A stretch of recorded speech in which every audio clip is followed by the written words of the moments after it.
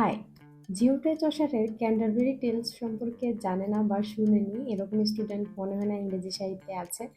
যাই হোক, সকল ক্যারেক্টার্স গুলোর মধ্যে একটা ইন্টারেস্টিং ক্যারেক্টার হচ্ছে ভিক্ষু, যার নাম হচ্ছে হিউবার্ট।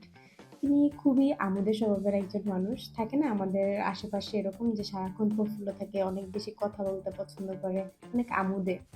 তিনি এরকমই একজন মানুষ। সমাজের যত সম্ভ্রান্ত মহিলা আছে তাদের সবার সাথে তার খুবই ভালো সম্পর্ক। এই ভিক্ষুর একটা নিজস্ব মতবাদ রয়েছে, সেটা হচ্ছে তিনি মনে করেন যে মানুষ তার নিজের পাপের ক্ষমা চাওয়ার জন্য, প্রায়শ্চিত্ত করার জন্য গির্জায় কেন যাবে?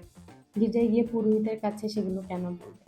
তার কথা হচ্ছে যে সেই মানুষগুলো তার কাছে আসবে, তাকে তাদের কথাগুলো জানাবে এবং সেই মানুষদের হয়ে তিনি সৃষ্টিকর্তার কাছে ক্ষমা চাইবেন। যার বিনিময়ে সেই মানুষগুলো তাকে পারিশ্রমিক দিবে। তিনি বলেন যে তিনি সারাদিন ধ্যান করেন, তিনি সারাদিন দান খয়রাত করতে থাকেন শুধুমাত্র সৃষ্টিকর্তার কাছে যেন তিনি গ্রহণযোগ্যতা পান। অর্থাৎ এই মানুষগুলোর হয়েও তিনি যখন ক্ষমা প্রার্থনা করবেন, সৃষ্টিকর্তা তাদেরকে ক্ষমা করে দিবেন।